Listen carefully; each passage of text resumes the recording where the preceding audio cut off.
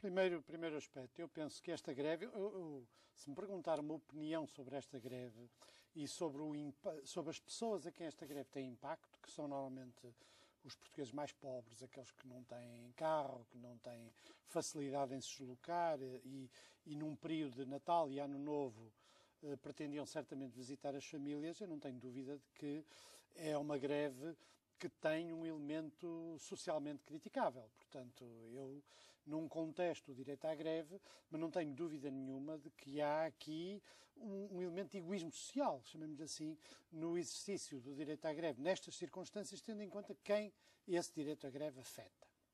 Mas atenção, portanto, eu sou crítico desta greve neste momento. Mas há várias coisas que convém nós temos prudência. Em primeiro lugar, a Troika não proibiu o direito à greve. Quer dizer, o direito à greve é um direito fundamental em democracia. E convém lembrar isto, porque assiste-se, particularmente numa certa opinião ilustrada, a uma generalização da crítica que, na prática, põe em causa o próprio exercício do direito à greve.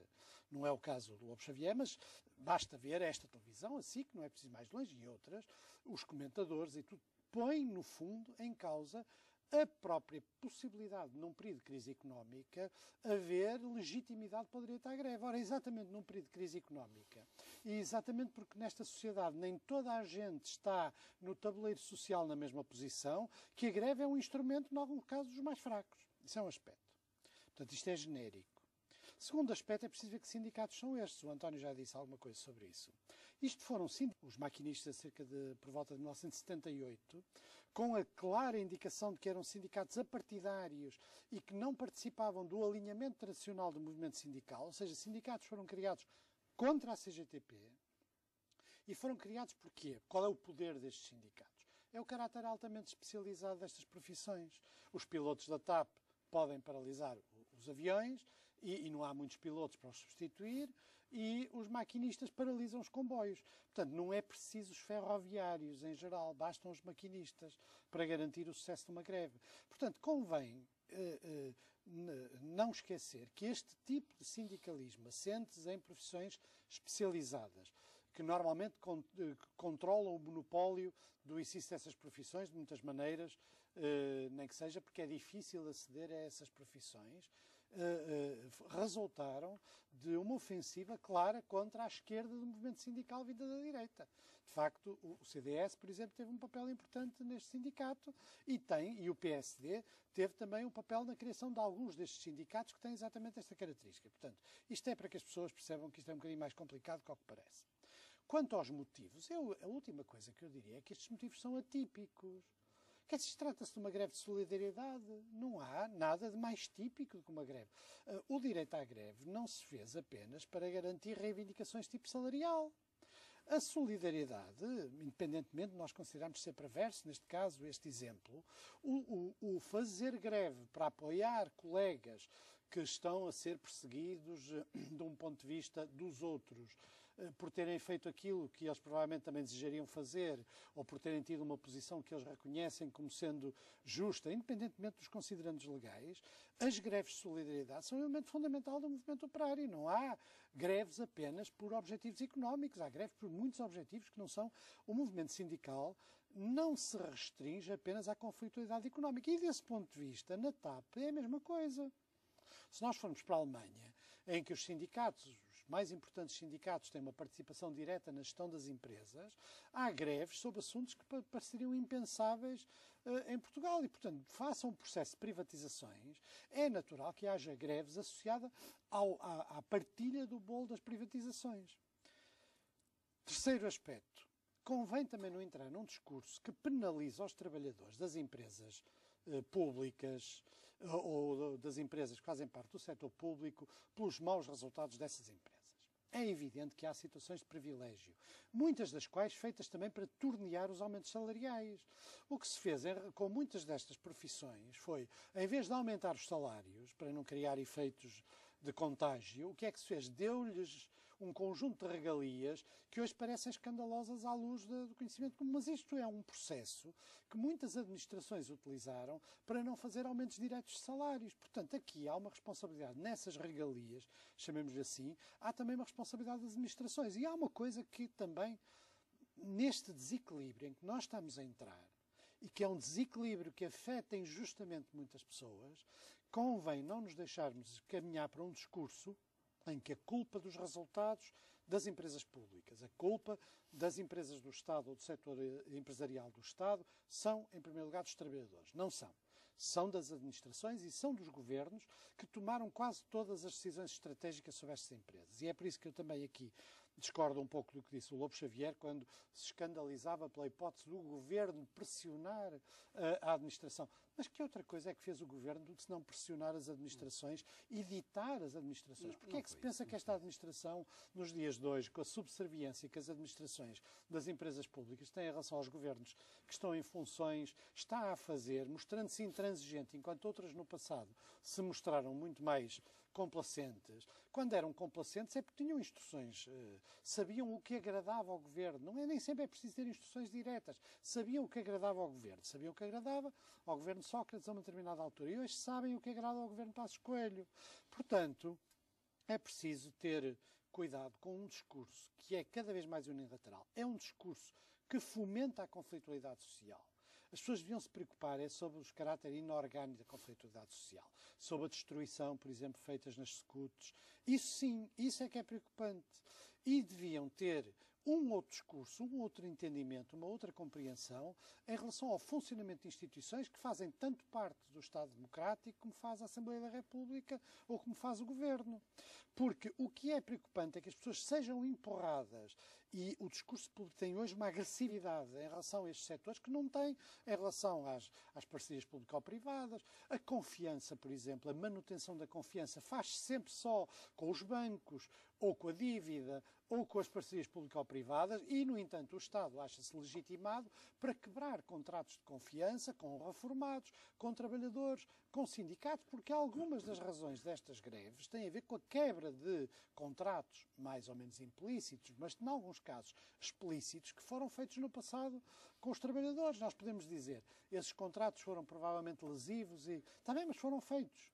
Eu também acho que muitos outros contratos foram igualmente lesivos, com as farmácias, com as parcerias público-privadas, com alguns hospitais. Quer dizer, também há aí muitos contratos lesivos. Mas enquanto com os trabalhadores é fácil quebrar os contratos e até obter alguma complacência pública para isso, com os poderosos é mais difícil quebrar os contratos.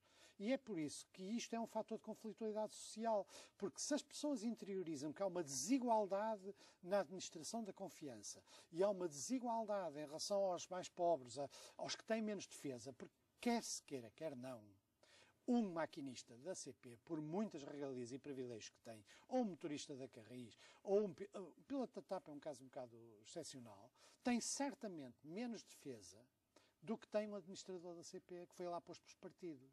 Na maioria dos casos, como a gente sabe, na maioria das empresas. Uns pelo PS, outros pelo PSD. Lobo Xavier, segunda ronda neste tema.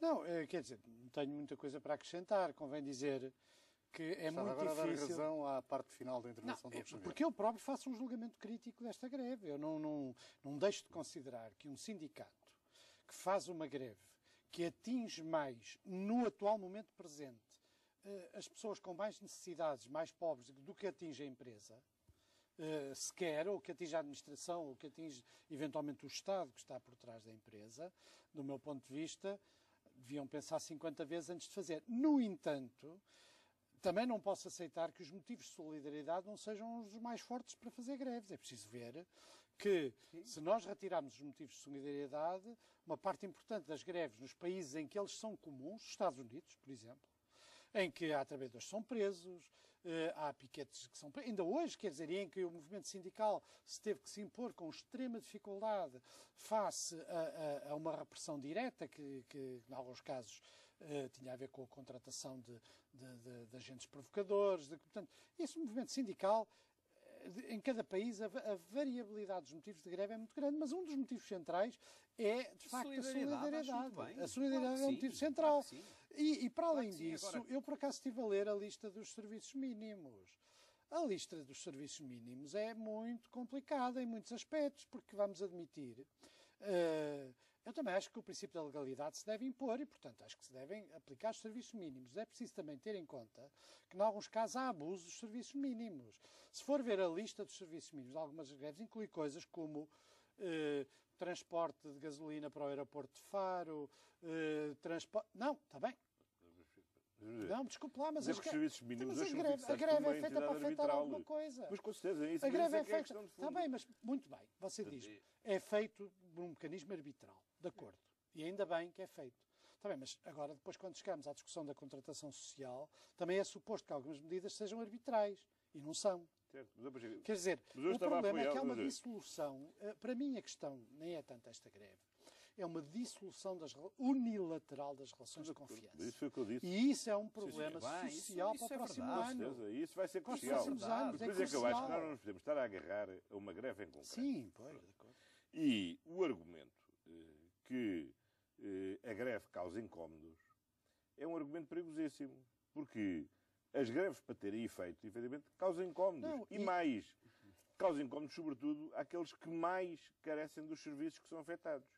Quando a Carris faz greve ou quando o Metro faz greve, quem é mais afetado são as pessoas que mais carenciadas do transporte público. Portanto, nós não podemos ter um discurso que esvazia por completo esse direito, que, como o Pacheco Pereira disse, e bem, é um direito fundamental, e é um direito fundamental que, nos tempos que vão correndo, vai ser bastante revalorizado, porque vai ser um fator de reequilíbrio das relações sociais que estão particularmente desequilibradas neste momento. E por isso, é evidente que são greves muito desagradáveis. Não é este o caso do desequilíbrio. Muito desagradáveis, mas eu acho que é preciso muita cautela na censura pública do recurso até porque ela é muitas vezes estou a dizer em nenhum caso concreto. Veja um caso concreto que ocorreu no governo Sócrates, que tem a ver com a greve dos caminhoneiros, ou seja, com a tentativa que empresas, neste caso, era uma greve, uma forte componente patronal. Ou seja, os patrões dos transportes, das pequenas empresas de transporte e das grandes, tentaram bloquear o trânsito. E a polícia ficou a ver. Quer dizer, inclusive há um morto na última. Quer dizer, eu sou contra uma certa duplicidade de critérios conforme as circunstâncias políticas. E isso hoje é muito mais perigoso que no passado. É muito mais perigoso que no passado. Porque se nós desequilibramos e nós estamos a entrar num discurso dominante, muito dominado por uma certa percepção tecnocrática e económica, para quem as greves são inúteis. Quer dizer, para os tecnocratas as greves são uma coisa na engrenagem que, se não houvesse, era melhor. Como, aliás, as eleições, em bom limite, que é o cimento. E como, aliás, os políticos, em bom rigor. Quer dizer, são bons os técnicos que sabem as soluções para os problemas. Isto está na moda. Isto está na moda e custa-me ver. E está na moda, já não é nunca. Agora, já não é de conversa de uma café. das críticas que eu faço há um diretor adjunto do Expresso que já escreveu isso. Só quero acrescentar uma extraordinária. Uma das razões porque esta greve é má é também porque favorece e acentua um discurso anti-greve. Porque, exatamente, agora, isso também vem da circunstância de haver pouco esclarecimento, haver pouco acesso aos órgãos de comunicação. Quer dizer, os grevistas hoje são culpados imediatamente à cabeça, não é? E não se lhes dá possibilidade hoje na comunicação social tem um discurso único. Tem um discurso único. Tem um discurso único. Vamos para o segundo tema. Eu acho que